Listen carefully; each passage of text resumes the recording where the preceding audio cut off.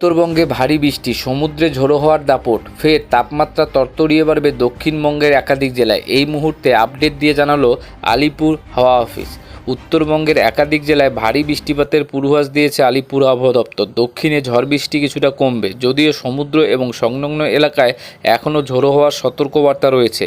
মৎস্যজীবীদের সমুদ্রে না যাওয়ার পরামর্শ দিচ্ছে আলিপুর আবহাওয়া দপ্তর। তবে বৃষ্টির আবহাওয়া বেশি দিন স্থায়ী হবে না রাজ্যে। আবার তাপমাত্রা বৃদ্ধি পাবে কলকাতা সহ দক্ষিণবঙ্গের জেলাগুলিতে। হাওয়া অফিস জানিয়েছে, কলকাতা, হাওড়া, হুগলি, উত্তর চব্বিশ পরগনা, দক্ষিণ চব্বিশ পরগনা, পশ্চিম মেদিনীপুর, পূর্ব মেদিনীপুর, ঝাড়গ্রাম এবং পুরুলিয়ায় দুই একটি জায়গায় রবিবার পর্যন্ত বিক্ষিপ্ত বৃষ্টিপাত চলবে। বাকি জেলাগুলিতে সোমবার কিছুটা বৃষ্টিপাতের সম্ভাবনা রয়েছে। তারপর থেকে দক্ষিণের সর্বত্র শুকনো আবহাওয়া বিরাজ করবে।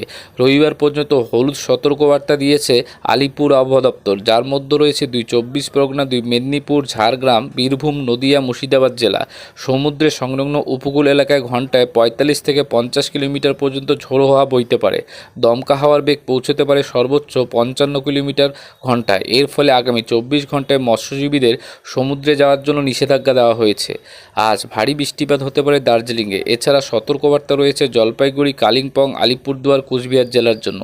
এই জেলাগুলিতে ৭ থেকে ১১ সেন্টিমিটার বৃষ্টিপাতের পূর্বাভাস রয়েছে। সঙ্গে বজ্রপাত, ঘন্টায় ৪০ থেকে ৫০ কিলোমিটার বেগে ঝোড়ো হাওয়া বইবে।